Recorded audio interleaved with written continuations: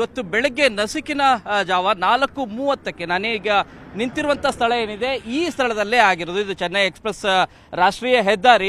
So ಇಲ್ಲಿ flyover ನನ್ನ ಹಿಂಭಾಗದಲ್ಲಿ, ನನ್ನ ಕ್ಯಾಮ್ರಾಮನ್ ರೈಡೋರ್ಗೆ ಹೇಳ್ತೀನಿ, ಈ ಫ್ಲೈಓವರ್ ಏನಿದೆ, ಫ್ಲೈಓವರಲ್ಲಿ ಸಹಜವಾಗಿ ಅದು ಬೆಳಗಿನ ಹೊತ್ತು ನಸುಕಿನ ವೇಳೆಯಲ್ಲಿ 4:30ಕ್ಕೆ ಏನು ಕೂಡ ಕಾಣಿಸ್ಕೊಳ್ಳೋದಿಲ್ಲ. ಅದು ಆ ಲೆವೆಲ್ಗೆ ಸ್ಪೀಡಲ್ಲಿ ಬರ್ತಾ ಇರುತ್ತೆ. ಇಲ್ಲಿ ಘಟನೆ ಆಗಲಿಕ್ಕೆ ಭಾಳ ಪ್ರಮುಖವಾದಂಥ ಕಾರಣ, ಈಗಾಗಲೇ IG ಲಾಬುರಾಮ್ ಅವರು ಕೂಡ ಮಾಹಿತಿ ಕೊಟ್ಟಿರೋದೇನೆಂದರೆ, 2 ವೀಲರ್ ಮತ್ತು ಕ್ಯಾಂಟರ್ ಎರಡೂ ಕೂಡ ಡಿಕ್ಕಿ ಆಗುತ್ತೆ ಅಂತ ಹೇಳಿ. ಎರಡೂ ಕೂಡ ಡಿಕ್ಕಿ ಆಗಲಿಕ್ಕೆ ಭಾಳ ಪ್ರಮುಖವಾದಂಥ ಕಾರಣ ಅಂದರೆ, ಒನ್ ವೇ ರೋಡ್ ಇದು, ರಾಷ್ಟ್ರೀಯ ಹೆದ್ದಾರಿ ನೋಡಿದ್ರೆ ಭಾಳ ಸ್ಪಷ್ಟವಾಗಿ ಕಂಡು ಬರುತ್ತೆ.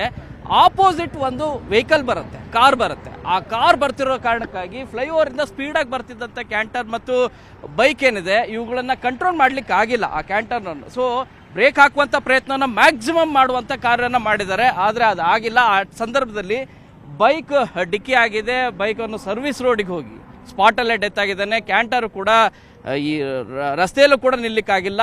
ಚಾಸಿ ಎಲ್ಲ ಕಿತ್ತು ಹೊರಗಡೆ ಬಂದಿದೆ. 2 ವೀಲು ಕೂಡ ರಸ್ತೆಯಲ್ಲೇ ಇದ್ದಿದ್ದು, ಇನ್ನುಳಿದೆಲ್ಲದೂ ಕೂಡ ಈ ಸೈಡ್ ಸರ್ವಿಸ್ ರೋಡಲ್ಲಿ ಕೆಳಗಡೆ ಬಿದ್ದಿರೋದು ಭಾಳ ಸ್ಪಷ್ಟವಾಗಿ ಕಂಡು ಬರ್ತದೆ. ಇದನ್ನು ಕ್ಲಿಯರ್ ಮಾಡುವಂಥ ಕೆಲಸನೂ ಕೂಡ ಮಾಡ್ತಾ ಇದ್ದಾರೆ.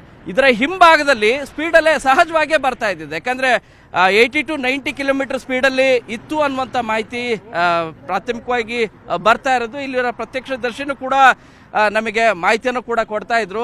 ಸೊ ಕಾರಲ್ಲಿದ್ದಂಥವ್ರು ಎಲ್ಲರೂ ಕೂಡ ಒಟ್ಟು 6 ಜನನು ಕೂಡ ಸ್ಪಾಟ್ ಡೆತ್ ಆಗಿದ್ದಾರೆ. ಇದರಲ್ಲಿ ಕೊತ್ನೂರು ಮೂಲದವರು ಮತ್ತು ಬೆಂಗಳೂರಿನ ಬೇರೆ ಮೂಲದವರು ಕೂಡ ಬೆಂಗಳೂರಿನವರು ಕೂಡ ಅನ್ನುವಂಥ ಮಾಹಿತಿ ಲಭ್ಯ ಆಗ್ತಾ ಇರೋದು. ಬನ್ನಿ ಮಾತಾಡಲಿಕ್ಕೆ ಪ್ರತ್ಯಕ್ಷದರ್ಶಿ ಇದ್ದಾರೆ, ಅಂದರೆ ಆಪೋಸಿಟ್ ಡೈರೆಕ್ಷನಲ್ಲಿ ಬಸ್ನಲ್ಲಿ ಪ್ರಯಾಣ ಮಾಡ್ತಿದ್ದಂಥ ವ್ಯಕ್ತಿ. ಅವ್ರನ್ನೇ ಮಾತಾಡ್ಸ್ತಾ ಹೋಗೋಣ, ಏನು ಹೇಳ್ತಾರೆ ಅಂತೇಳಿ. ಸರ್, ಎಷ್ಟು ಗಂಟೆಗೆ ಆಯಿತು, ಏನು ನೋಡಿದ್ರಿ ನೀವು? ಸರ್ 4:30ಕ್ಕೆ. ಓಕೆ. ಹಾಂ ಸರ್, ಅದೇ ಇದ್ ಕಡೆಯಿಂದ ಕ್ಯಾಂಟರ್ ಬರ್ತಾ ಇತ್ತು. ಕ್ಯಾಂಟರ್ ಅಲ್ಲಿಂದ ಬ್ರೇಕ್ ಹಾಕಿದ್ದಾನೆ. ಅದೇ ಇಲ್ಲಿ ವೀಲು ಅಲ್ಲಿಂದ ಕಳ್ಸ್ಕೊಂಬಂದಿದೆ.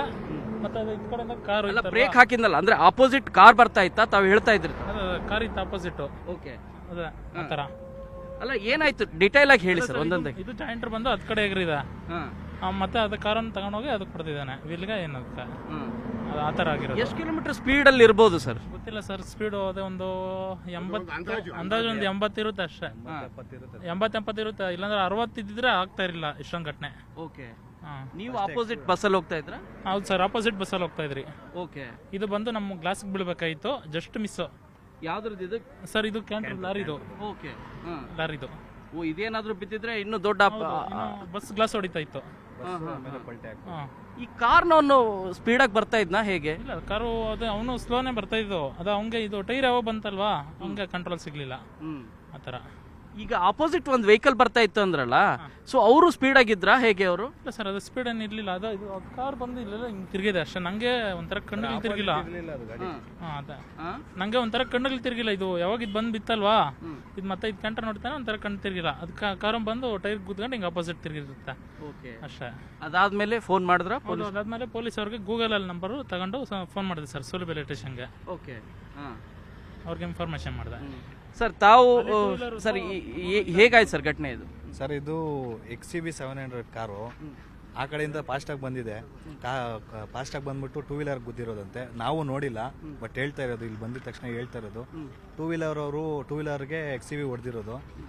XCV 2 ವೀಲರ್ಗೆ ಹೊಡೆದಿದ ತಕ್ಷಣ 2 ವೀಲರ್ ಅವರು ಬಿದ್ದೋಗಿದ್ದಾರೆ, ಅವರು ಸ್ಪಾಟ್ ಆಗಿದ್ದಾರೆ. ಅದಾದಮೇಲೆ XCV ಅದೇ ಕಾರು ಬಂದು ಕ್ಯಾಂಟ್ರಿಗೆ ಹೊಡೆದಿರೋದು. ಕ್ಯಾಂಟ್ರಿಗೆ ಹೊಡೆದ್ಬಿಟ್ಟು ಕ್ಯಾಂಟ್ರು ಉಲ್ಟಾ ಆಗಿಬಿಟ್ಟಿದೆ.